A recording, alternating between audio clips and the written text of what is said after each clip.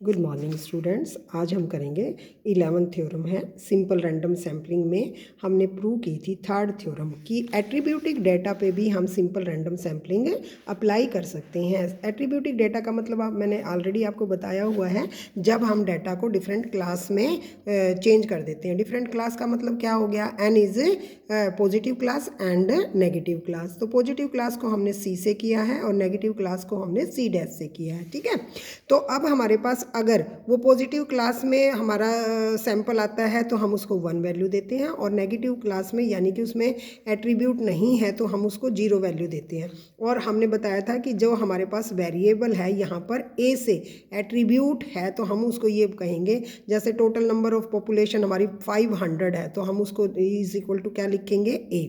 और जो अगर वो अटेंड नहीं कर रही यानी कि उसके अंदर नहीं है वो करैक्टरिस्टिक, तो उसको हम कहेंगे ए डैश से, यानी कि नेगेटिव उसके अंदर अप्रोच है। सिमिलरली हम यहाँ पर सैंपल का भी करेंगे। तो हमारे पास मीन, वैसे जो हम सिंपल यूज़ करते हैं, मीन का मतलब है total number of observation divided by total number से। ठीक है ना।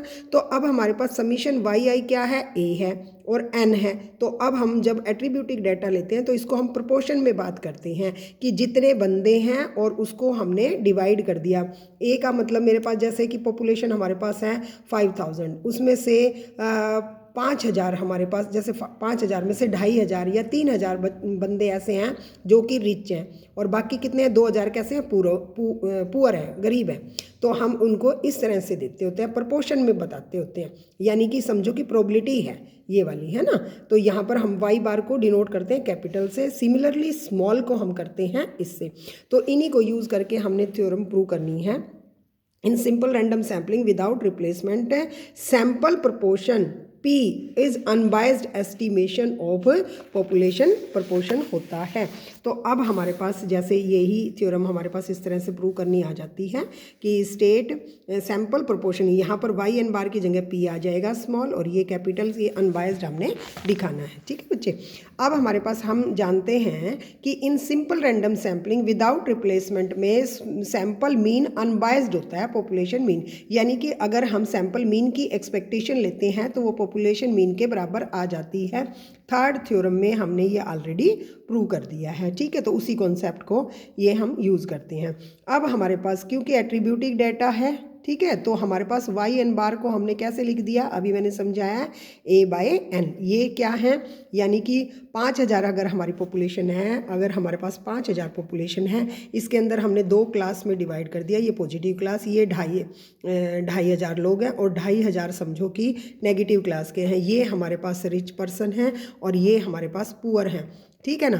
तो जब हमारे पास ये हमने कर दिया तो यानी कि यहाँ हमारे पास ए की वैल्यू क्या आ जाएगी, यानी कि ए इज इक्वल टू 2500 बाय, मेरे को क्या लिखना पड़ेगा, एन। एन कितना है, 5000। तो ये हमारे पास क्या आ जाएगा, प्रोपोर्शन आ जाएगा, है ना। तो इसी तरह सैंपल में भी प्रोपोर्शन हमारे पास आ जाएगा। सैंपल हमने 5000 में से जो ये हमारे पास 2500 है, इसमें से मैंने 100 लिए हैं, तो इट मीन्स यहाँ पर हमारे पास आई फ्रॉम 1 to 100 ऐसे आ जाएगा, है ना। तो जितने भी उसमें से लिए हैं, जब मैं इनमें से सैंपल 100 लेती तो उसके अंदर भी जो रिच पर्सन है वो काउंट कर सकते हैं, तो ये प्रोपोर्शन। तो सिमिलरली यहाँ से हमने लिख दिया पी, और ये जो स्मॉल है वो हमारा स्मॉल पी के बराबर आ गया। ऑन यूजिंग, जब मैंने सेकेंड और थर्ड इसमें पुट कर देना है, इसमें पुट करने का मतलब ए एन, यानी कि स्मॉल पी तो यहाँ रखूँगी और कैपिटल पी मैं इसके लिए ये यूज़ करूँगी। On using second and third putting in first expression, किसमें, फर्स्ट एक्सप्रेशन में हम पुट करते हैं, then what we get, expectation of p is equal to capital, वो हमने प्रूव कर दिया। इसका मतलब अनबायस्डनेस है किस पे, एट्रीब्यूटिक डाटा पे भी। तो ये छोटी सी थ्योरम इसमें बता रखी है अप्लाइड वाली में, लेकिन हमने अच्छे से जो की है वही आप करना। इसमें तो 2 नंबर भी नहीं आएंगे, हमें बताना पड़ेगा किस तरह से अनबायस्ड हमने प्रूव करी है, तब जाके ये हमारा आया है। इसी तरह से अगर हमारे पास एक्सपेक्टेशन ऑफ पी है, हम इसको पी की जगह हम अगर यहाँ पर हमारे पास स्मॉल पी था, ये देखो एन पी ले लेते हैं, तो हम इसको ऐसे लिख सकते हैं, yes this is equal to this, ऐसे भी प्रूव कर सकते हैं। ठीक, तो ये कह रहा है कि अगर एस्टिमेशन अगर हमारे पास है वो भी उसका अनबाइज्ड होगा, वो कैसे लेंगे, n इंटू में p। प्रपोर्शन हम कैसे निकालेंगे, इस तरह से हम निकालते हैं, जस्ट ये तो बता रखा है।